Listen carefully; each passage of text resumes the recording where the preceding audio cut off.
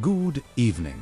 In a dramatic escalation of maritime enforcement operations, U.S. forces seized 2 oil tankers on Wednesday in what is being called one of the most significant operations against sanctioned vessels in recent history. One of these seizures involved a tense standoff with Russian military forces in the North Atlantic. Here's what we know.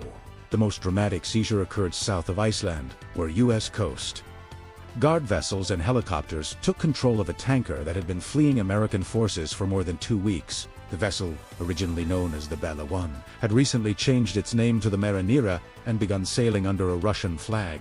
And here's where things get extraordinary.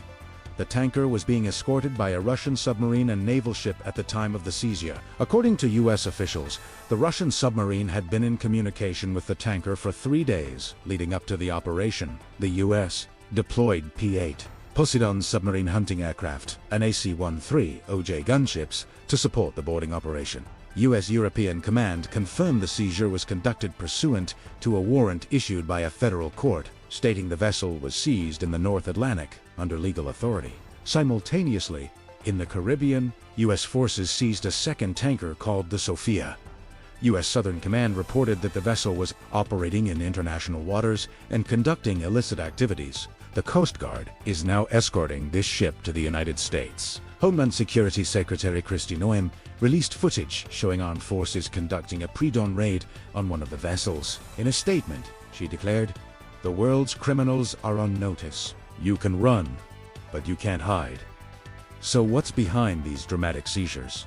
These operations are part of the Trump administration's expanding blockade of sanctioned oil tankers, particularly those operating near Venezuela's coast. The U.S. has been targeting vessels that ferry black market oil around the world in violation of international sanctions. The Bella 1 specifically was sanctioned in 2024 for allegedly carrying Iranian oil on behalf of terrorist organizations aligned with Tehran. Back in December, the vessel's crew successfully repelled an initial U.S. boarding attempt. The Coast Guard then pursued the ship as it sailed into the Atlantic. During its flight, the crew hastily painted a Russian flag on its side, changed the vessel's name, and switched its registration to Russia in an apparent attempt to gain protection. Defense Secretary Pete Hegseth emphasized the administration's resolve, stating, "The blockade of sanctioned and illicit Venezuelan oil remains in full effect anywhere in the world." The seizure has created a diplomatic flashpoint between Washington and Moscow. Russia's Ministry of Transport reported that contact with the vessel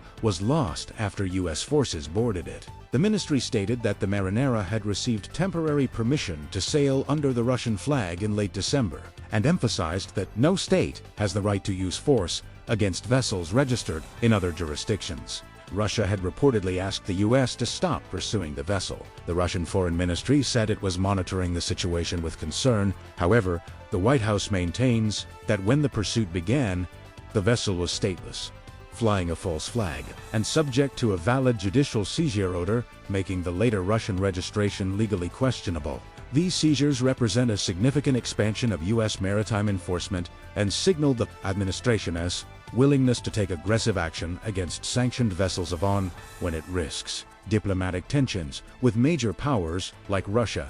U.S. Southern Command has made clear it's ready to continue these operations, standing against sanctioned vessels and actors transiting through the region following the recent capture of Venezuelan leader Nicolas Maduro. For your channel, thanks for watching.